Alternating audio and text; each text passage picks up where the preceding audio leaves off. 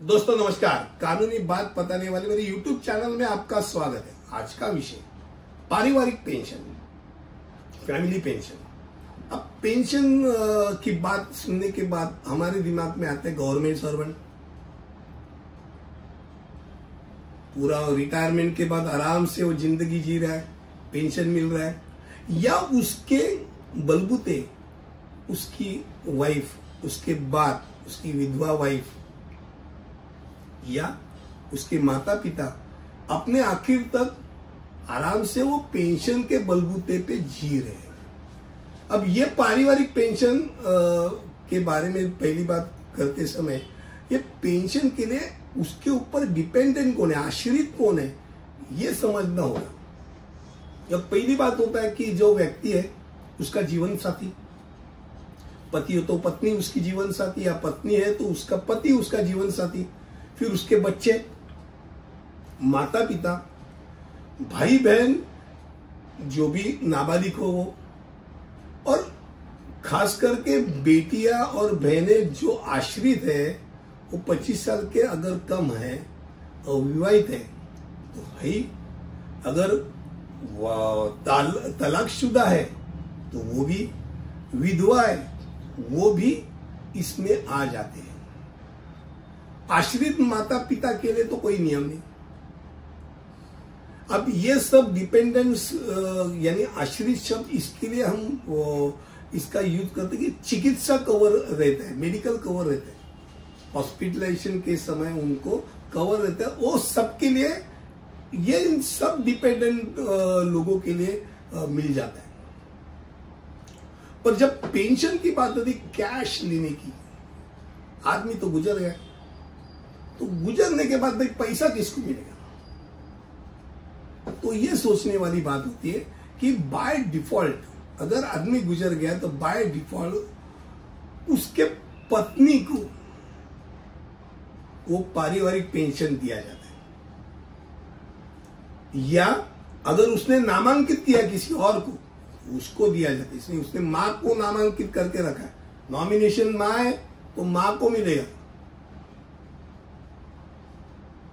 Nomination मां नहीं है और वाइफ है और मां, दोनों है, तो दोनों में से किसको मिलेगा? तो वाइफ को मिलेगा। अब और कॉम्बिनेशन सोचते हैं,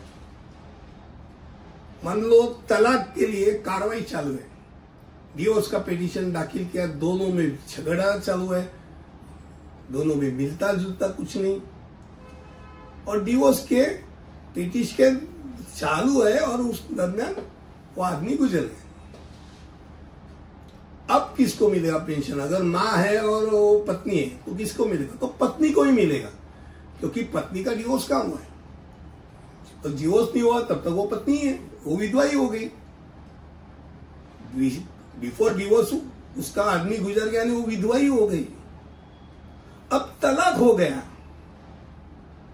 भले मेंटेनेंस चालू है, तलाक हो गया और उसके बाद आदमी गुजर गया, अब किसको मिलेगा? तो फिर इस दौरान वो मां वो डिवोर्स का पेपर, वो डिवोर्स का डिक्री दाखिल करके दिखा सकती कि भाई ये औरत जो है वो अभी उसकी पत्नी नहीं थी, डिवोर्स ही है, डिवोर्स हो गया तो पत्नी नहीं है तो अधिकार खत्म हो गया।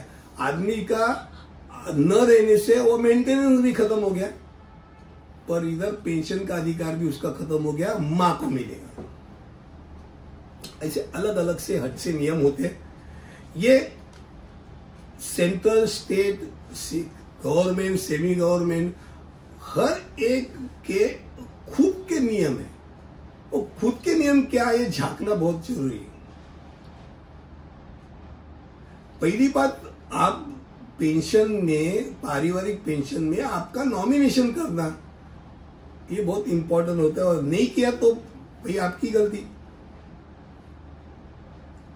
अगर बेटी है, मान लो माँ बाप दोनों गुजर गए, बाप तो गवर्नमेंट सर्वेंट है, माँ भी गुजर गई, बाप भी गुजर गया, बेटी है खाली, तो जब तक बेटी शादी नहीं करती तब तक उसको पेंशन चालू रहेगा। बेटे के लिए वो नहीं है।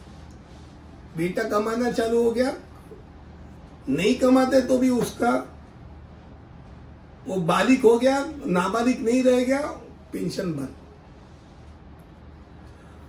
लड़की के लिए इतना है कि अगर उसने शादी करने के बाद अगर वो विधवा हो गई या तलाकशुदा हो गई, वापिस आ गई और उसने वो सबमिशन किया तो उसका पेंशन उसको चालू हो सकता है। एक बात है, अगर मान लो विधवा पत्नी को जो पेंशन मिलता है, तो विधवा पत्नी को पेंशन मिलता है तो उसको हर साल जैसे लाइफ सर्टिफिकेट देना पड़ता है, मैं जिंदा हूं, ये जैसा देना पड़ता है, उसके साथ मैंने शादी नहीं की है, पुनर्विवाहित नहीं हूं, ये भी उसको डिक्लेयर करना पड़ता है। अगर पुनर्विवाहित जब होती है तब उसका पेंशन बंद हो जाता है, नहीं जब तक वो विधवा है तब तक उसका पेंशन चालू रहता है।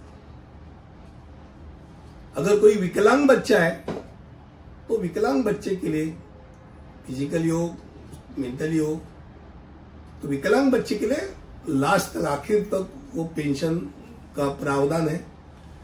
पारिवारिक पेंशन के बारे में बात करते समय एक बात है कि आजकल तो बहुत कम सुनने को आता है, जितने गवर्नमेंट सर्वेंट है उनके लिए तो है, पर वो चीज समझना बहुत जरूरी है कि भाई किसको मिलेगा, कब मिलेगा, कैसे मिलेगा। आज का विषय तक पारिवारिक पेंशन मुझे लगता है कम शब्दों में आपके सामने मैंने रखा। अगले वीडियो में ऐसे ही कुछ लेके आऊंगा, तब तक के लिए यही रुकता हूं। धन्यवाद।